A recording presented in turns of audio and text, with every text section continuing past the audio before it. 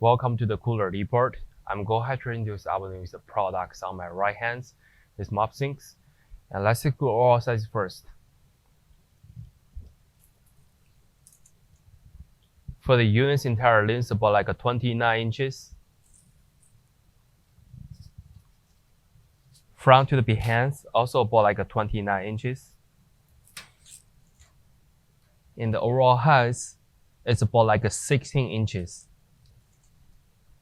So as we can see, the manufacturer offered is filters, and also having a small hinge you can mount behind the walls to secure the units.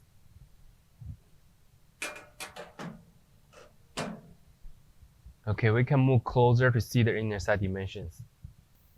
So the inner side dimensions, the length about 24 inches.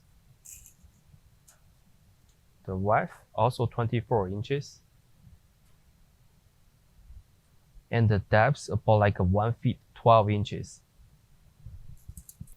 This will be the all information about the products. If you have more questions, feel free to contact with us. Thank you.